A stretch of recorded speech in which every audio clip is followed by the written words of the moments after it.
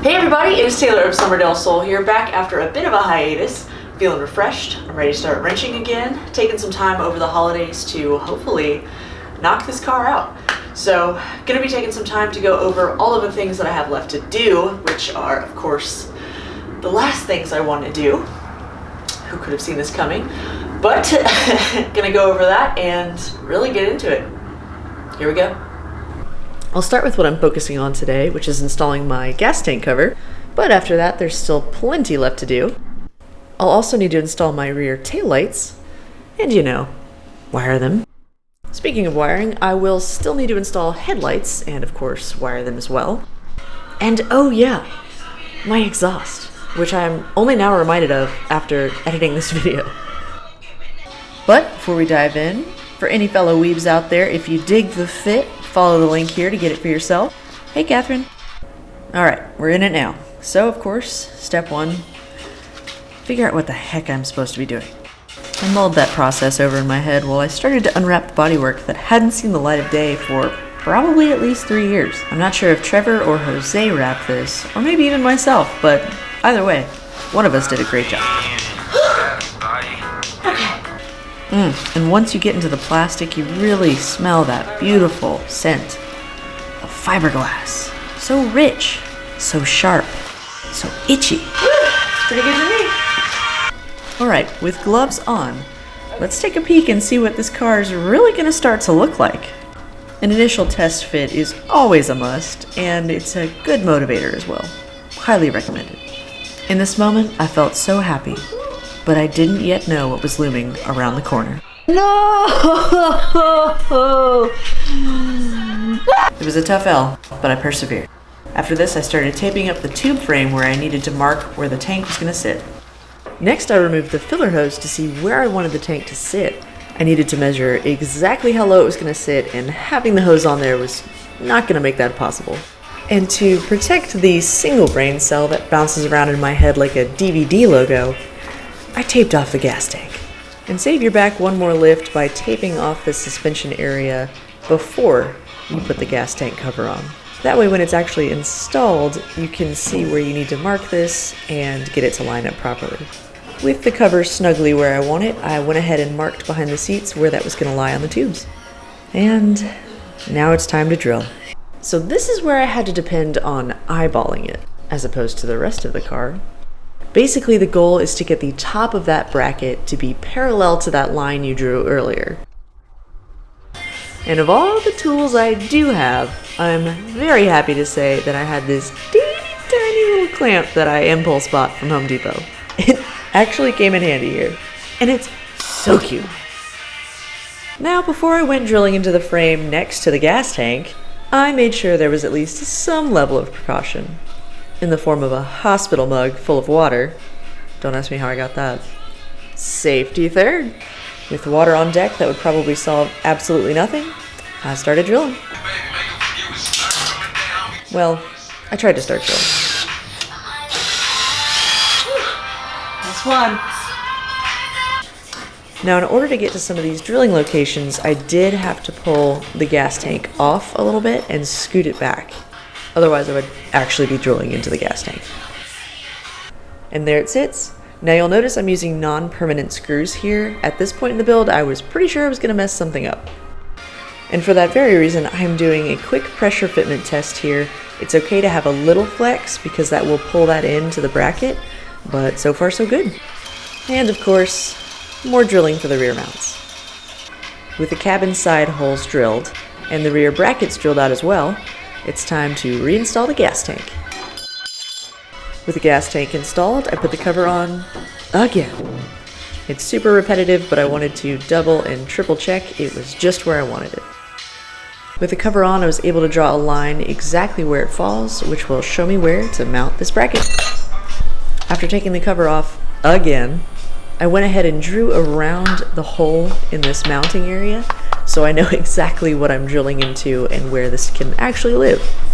The goal is to have this bracket sitting just inside the bodywork so you can't actually see it. Did I say I was done drilling? Because I was wrong. There's so much more. I found myself once again trying to eyeball this to the best of my ability, to get that bracket parallel to the line I drew. With my marks in place, it's time for more drilling!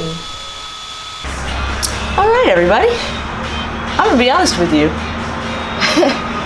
This is now taking first place for least favorite drilling location. I hated this part. I hated every moment of it, knowing that I only had water there if I needed it. Honestly, I was just so mad at this, I kind of forgot this was a fire hazard.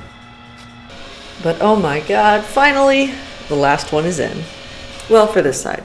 But anyway, with them both magically mounted, I can now test fit the trunk one more time. And thankfully, I am happy with the fitment on the first go round. The bracket's fitting nicely underneath the tank cover, and while there's flex, it's not too bad, so the hardware should hold this nice and snug. Let's cut to some fiberglass.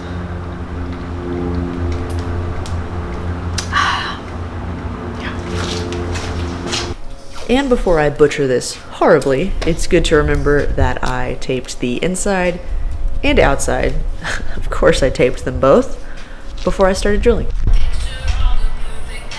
So for anybody watching actually taking instruction from these videos, let me give you a good point of reference for my skills. Tape down here for the mount. It's up here. So just keep that in mind. Yeah, that tracks. So in mocking this up, my goal was to not have the tank cover actually touch the metal of the chassis. So my personal trick was taking a little bit of leftover fuel hose and setting the tank on top of that and trying my best to get it as evenly spaced off the metal as possible. Once again, this is all eyeballing it, but to me it looks pretty good. So this is where some creativity really helped me out. In order to mark the bracket holes way in the back underneath the cover, I had to take a small file and some grease to show exactly where I needed to get those. I've got to think there's a better way to do this. I couldn't think of one at the time, and I'm still honestly stumped. This is the fastest way to realize you need to sweep the garage floor, and that you definitely don't have the hands of a surgeon. But thankfully the ones on the side are much easier. Other owners, leave a comment if you know of a better way to do this. I would love to share that information with others.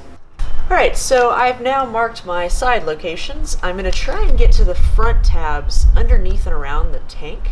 This is where tiny hands come into play. Fellas, you took the L on this one, but overall I think you still get the W. You don't have periods, so you'll have to live with this one. So it's hard to tell here, but my file is currently sticking out of the tab. And that's where I've pushed it through to mark it with the grease on the end of that. Here's hoping I didn't move it. Man, this is hard. With everything seemingly marked, this was the moment of truth. Verdict? Success! Everything looked pretty evenly spaced, so I felt relatively confident finally drilling into this thing. And as per usual, I have played myself. I did not follow my own advice and taped the inside of the tank cover. So at this point, I'm trying to get the tape as close to the markings as possible. Now for the drilling. Kevin, just a heads up, I'm definitely going to be ordering another pack of the side mount hardware. I just went ahead and stole this from that packet so I could just go ahead and get it mounted. Talk soon. So for anyone who decides to be cheap and lazy like I am, oh, too much. Basically, I took the hardware from the side mounting pack, I ran the rubber gasket through the hole in the tank cover. Don't forget to drill out the mounting tabs to match your mounting hardware.